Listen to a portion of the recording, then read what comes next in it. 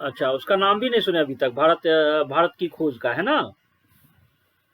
Yes sir. Bharat की खोज का नाम आपने सुना। अच्छा, आपने भारत के पहले प्रधानमंत्री का नाम जानते हैं? सर भारत के पहले प्रधानमंत्री का नाम हाँ,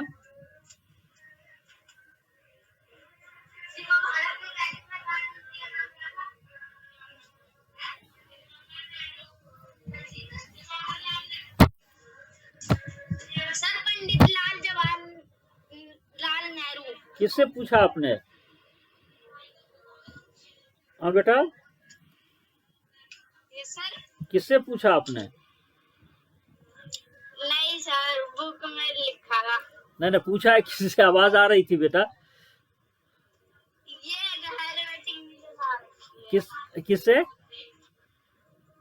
घर में दीदी ने टीवी चला के कर। अच्छा अच्छा अच्छा। हाँ, तो भारत के पहले प्रधानमंत्री का नाम है, क्या नाम है? क्या नाम था भारत के पहले प्रधानमंत्री का? जवाहरलाल सर। अभी कौन जुड़ा है और सचिन के साथ?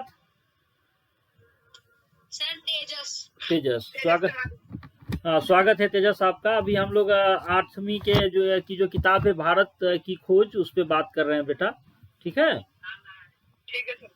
हाँ, तो आपसे तेजस और सचिन है अभी हमारे साथ। तो भारत के पहले प्रधानमंत्री का नाम क्या है तेजस, आपको पता है? No sir. Sachin, yes sir. बताओ फिर से, क्या नाम है भारत के प्रथम प्रधानमंत्री का? रामनाथ कोविंद। ये तो राष्ट्रपति हैं बेटा अभी हमारे। मैं प्रथम प्रधानमंत्री की बात कर रहा हूँ। Sir Pandit Lal Jawaharlal Nehru. Pandit Jawaharlal Nehru. Yes sir. क्या है नाम? पंडित लाल जवाहरलाल नेहरू। हड़बड़ाओ मत बेटा, आराम से। पंडित जवाहरलाल नेहरू।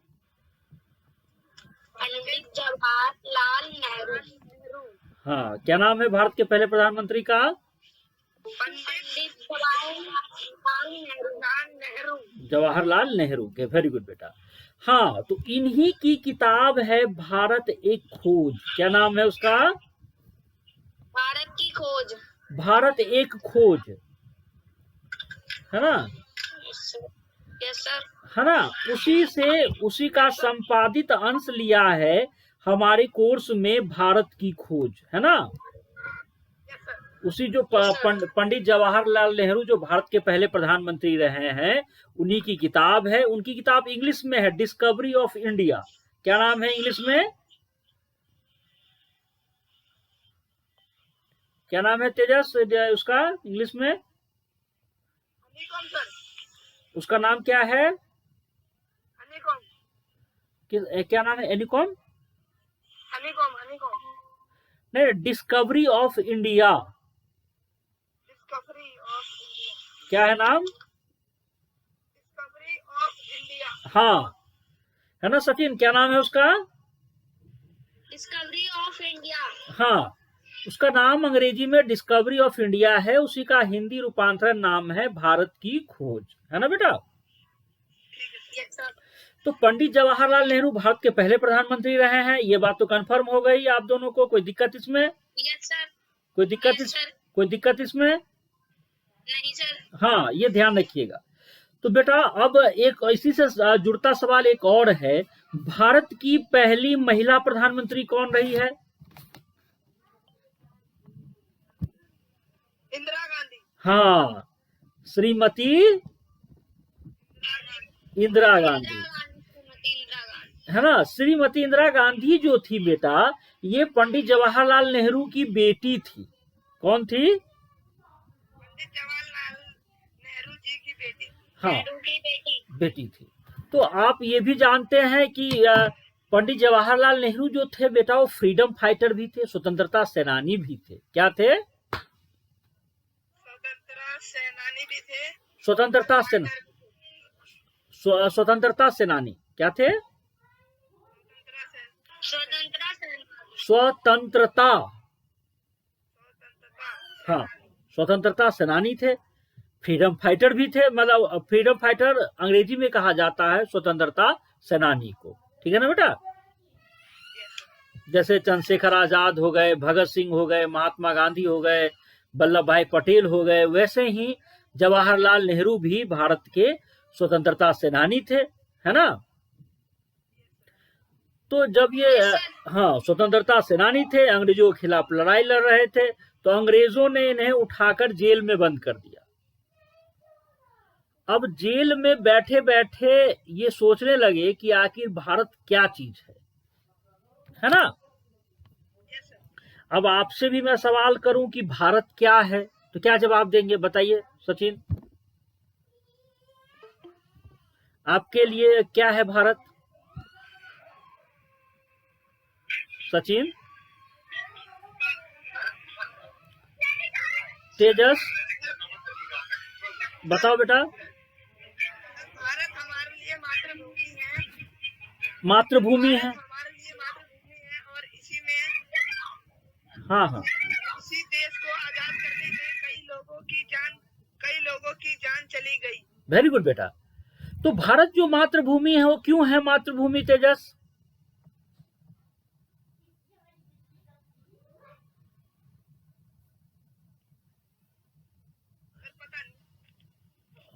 पता नहीं, कोई बात नहीं। अच्छा बताइए कि अगर आपको कहा जाए कि आप भारत किसको कहते हैं, तो क्या कहेंगे आप? क्या है आपके लिए भारत?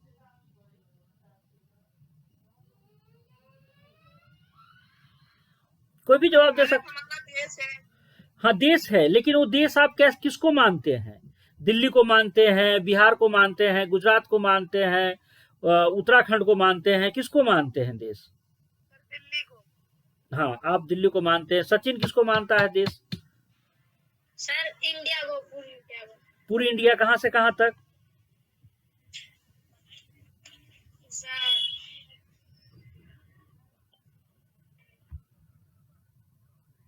बताओ, जो भी समझ में आए बताओ, डरो मत बेटा, प्लीज बात करो। आज पहले दिन आपसे हमारी बातचीत हो रही है, इसी बहाने बात भी हो जाएगी। मैं आपका हिंदी टीचर हूँ, अब रोज बात होती रहेगी इसी टाइम पे, और अच्छी बातचीत होगी, इसलिए आप लोगों को चिंता करने की कोई जरूरत नहीं है ना। मेरा नाम जितेंद्र झा है, पहले ही बता चुका हूँ, और आप लोग मुझसे खुल के बात कर सकते हैं। जो भी बात है रखिए, डरिए मत, शर्माइए मत, झिझकिए मत बेटा, है ना।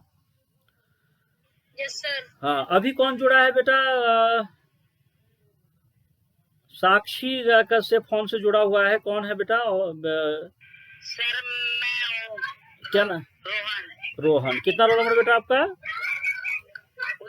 19। ठीक है, स्वागत है। हाँ तो बताओ बेटा, आप क्या समझते हैं भारत से? भारत का मतलब आपके लिए क्या है?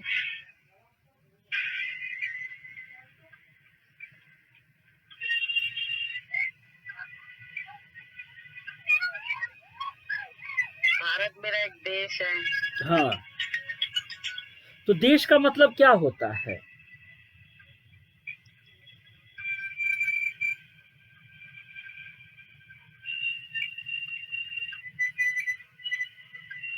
चलिए कोई बात नहीं, मैं हाँ ठीक है, समझ में आ जाएगा बेटा। अभी देखिए एकदम, चलो माइक ऑफ कर लो, अभी मैं कुछ और बातें बताता हूँ और क्लियर हो जाएगा। देखो बेटा, जो उन्होंने कहा था इंडिया से, पूरे संपूर्ण इंडिया से कहने का तात्पर्य था उनका कि भारत की चौहदी है, उत्तर में हिमालय से लेकर दक्षिण में हिंद महासागर तक।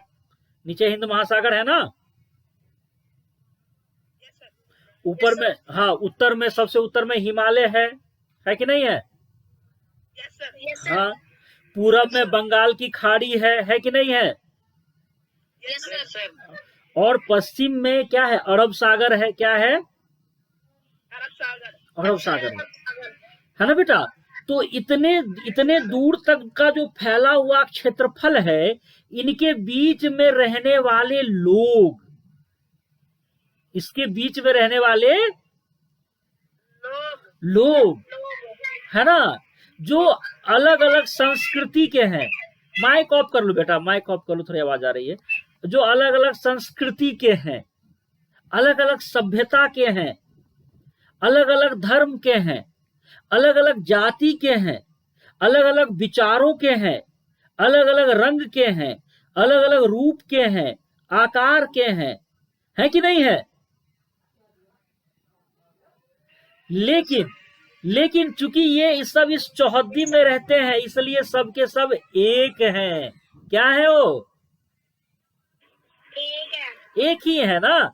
इतने बड़े भारत में हिमालय से लेकर दक्षिण में हिंद महासागर तक, पूरब में बंगाल की खाड़ी से लेकर पश्चिम में अरब सागर तक, इतने इतने बड़ा क्षेत्रफल में इतने सारे लोग, अलग जाति के लोग, अलग धर्म के लोग, अलग तरीके के लोग, अलग रंग के लोग, अलग पहनावा ओढ़ावा अलग है। उत्तर के भारत के लोगों का पहनावा ओढ़ावा अलग है, दक्षिण के भारत के लोगों का पहनावा ओढ़ावा अलग है। देखते कि नहीं देखते हैं साउथ इंडिया के मूवी में लुंगी उंगी पहन के रहते कि नहीं रहते हैं, है ना। पर दिखने में कितने अलग हैं। साउथ इंडिया में लोग आपको काले काले से मिलेंगे, है ना। उत्तराखंड में जाएंगे, उधर उत्तराखंड में, उत्तर भारत में उधर थोड़े आपको ज्यादा गोरे लोग मिलेंगे। मैदानी तरफ के इलाके में जाएंगे तो आपको मीडियम कलर का लोग मिलेगा कि नहीं मिलेगा। तो इतने सारे रंग की, हाँ, इतने सारे रंग की विविधता लिए हुए, है ना। इतनी सारी, और भाषाएं कितनी हमारे देश में, भाषाएं अलग अलग है, क्या है कि नहीं है। हाँ, कितनी भाषाएं हैं। अगर हिंदी की ही लेते हैं, हम बात करते हैं, तो 22 बोलियों का एक समूह है हिंदी बेटा, है कि नहीं है। हाँ, तो भारत, जब भी हम भारत शब्द का जब भी नाम लेते हैं, और भारत शब्द जब भी आज के बाद आपके जहन में आए, तो आप कहेंगे कि बहुत सारी संस्कृतियों का, बहुत सारे लोगों का मिला जुला एक रूप भारत है। ठीक है बेटा। Yes sir. समझ में आया। Yes sir. हाँ, तो उन्होंने, अब देखो क्या हुआ, ये समझ में आया। भारत का कॉन्सेप्ट क्लियर हुआ कि नहीं हुआ। क्योंकि भारत का कॉन्सेप्ट क्लियर नहीं होगा तो भारत की खोज पाठ को, किताब को समझना थोड़ा मुश्किल हो जाएगा। तो भारत का कॉन्सेप्ट क्लियर हो गया। आप कोई भी पूछेगा भारत से क्या समझते हैं, बता देंगे ना। Yes sir. हाँ, बताओ जरा एक बार तेजस। सर, भारत के दक्षिण में महासागर है, और भारत के दक्षिण में, भारत के पूरब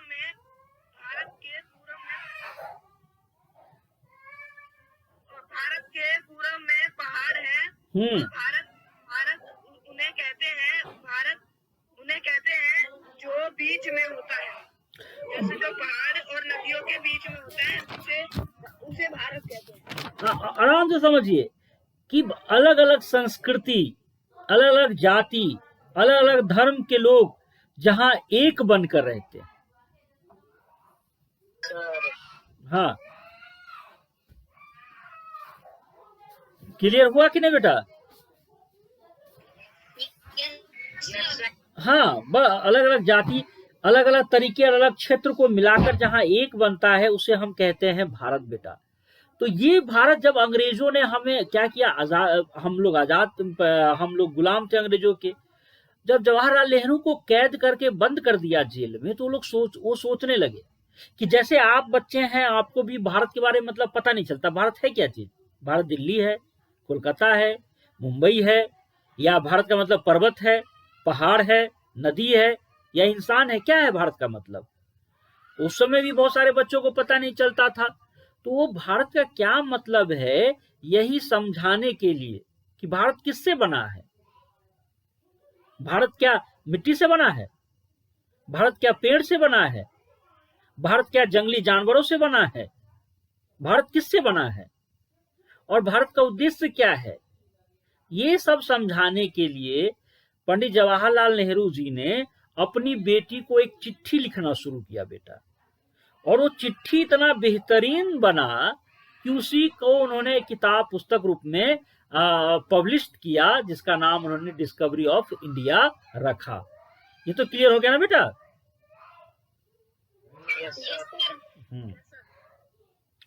तो ये बहुत प्यारी किताब है, भारत की खोज। आप पढ़ेंगे तो ये एक तरह से आपको इतिहास का ज्ञान कराएगी। किसका ज्ञान कराएगी? इतिहास का। और इतिहास में भी पौराणिक इतिहास। पौराणिक इतिहास वो इतिहास होते हैं बेटा, जैसे रामायण है, महाभारत है ना। ये सब सुना होगा आप लोगों ने, देखा होगा टीवी पर।